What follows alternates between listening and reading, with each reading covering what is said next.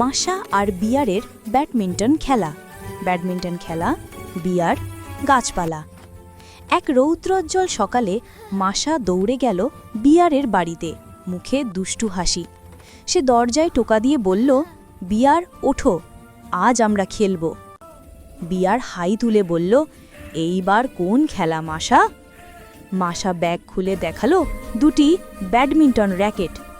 Badminton? আমি জিতব আর তুমি হারবে। বিয়ার একটু চিন্তিত হয়ে বলল, কিন্তু আমার থাবা এত বড়, এই র্যাকেট আমি ধরব কিভাবে? মাশা হাসল, আমি জানতাম তুমি এটাই বলবে, তাই তোমার জন্য বিশাল র্যাকেট বানিয়ে এনেছি।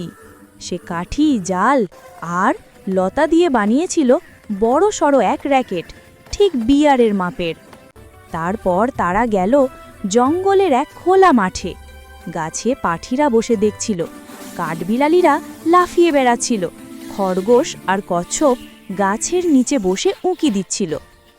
খেলা শুরু হলো। প্রথমে সার্ভ দিল মাশা, এই নাও, ধরতে পারলে ধরো। বিয়ার একবারেই এমন জোরে শাটল মারল যে মাশা প্রায় পড়ে যাচ্ছিল। খেলা চলতেই থাকলো, কখনো মাশা পয়েন্ট পেল, কখনো বিয়ার। সবাই মুগ্ধ হয়ে দেখছিল। হঠাৎ এক সময় শাটেল উড়ে গিয়ে গাছের ডালে আটকে গেল। মাশা গাছে উঠে আনতে গেল, কিন্তু এবার নিচে নামতেই পারল না। বিয়ার হেসে বলল, দেখলে, হার না মানলেও আটকে পড়া যায়। তারপর সে সাবধানে মাশাকে নামিয়ে আনল। এই সময় কাঠবিড়ালি চিৎকার করে বলল, আমরাও খেলতে চাই। খরগোশ লাফিয়ে উঠল, বলল, আমিও। পাখিরা বলল, আমরা বিচারক হব। তাই তারা দল ভাগ করে নিল। মাশা, কাঠবিড়ালি আর পাখি এক দলে, আর বিয়ার, খরগোশ আর কচ্ছপ আরেক দলে।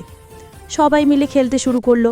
কখনো শাটেল নদীর ধারে চড়ে গেল, কখনো ফুলের ঝোপে পড়ে গেল। সবাই হেসে লুটোপুটি খেলল, মজা করল। শেষে বিয়ার বলল, এবার কেউ হারেনি, সবাই জিতেছে। মাশা হাত তুলে চিৎকার করল, হুরে, আজ আমরা সবাই বিজয়ী।